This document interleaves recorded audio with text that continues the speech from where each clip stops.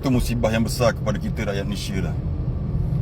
Kalau kita tengok kebelakangan ni, pemimpin kita, ahli politik kita sibuk dengan agenda politik kepartian dan juga sibuk untuk mempertahankan pemimpin masing-masing. Kalau ini berlaku musibah bagi negara kita, sepatutnya pemimpin-pemimpin dan juga mereka yang aktif dalam parti fokus kepada perjuangan untuk mempertahankan negara, memajukan negara, penyatuan dalam negara. Itu yang sepatutnya. Kalau kita tengok dulu sebagai contoh, nak wujudnya Putrajaya dan KLCC, Putrajaya dan KLCC, ada tak perdebatan? Ada. Pembangkang cakap contohnya membazir pada waktu itu, dan kerajaan cakap penting dan perlu untuk jangka masa panjang dan strategi pembangunan negara. Dan wujudnya Putrajaya, KLCC, maka kita akan bercakap rakyat dapat manfaat dia. Dan seandainya tidak berlaku ataupun tak ada Putrajaya atau KLCC pada waktu itu, dalam konteks pada waktu itu ialah untuk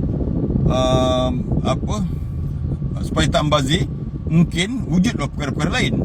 Jadi perdebatan antara pemimpin politik dan parti politik ni ke arah majukan negara menjurus kepada keuntungan rakyat. Tetapi malang dan musibah besar bagi kita seandainya pemimpin parti-parti politik yang seterusnya ialah mereka yang mewakili dalam pentadbiran kerajaan, ketua negara, sibuk membawa penyokong-penyokong mereka ke arah perjuangan kepartian atau politik, atau juga mempertahankan seseorang pemimpin. Maka rakyat akan diajak untuk melihat bagaimana wujudnya fokus kepada satu benda yang tak betul. Sepatutnya pemimpin-pemimpin kita fokus kepada memajukan negara, bertempur kerana idea-idea memajukan negara, penyatuan rakyat dan sebagainya. Betul tak? So kalau ini berterusan, musibah akan menimpa kita dalam keadaan cabaran dunia yang macam sekarang ni. Faham tak? Betul tak apa yang saya kata ni?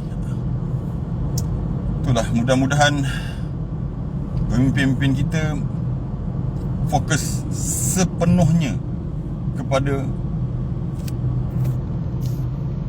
pembangunan negara lah. Nanti masa pilihan raya nanti kita berpolitik semula lah.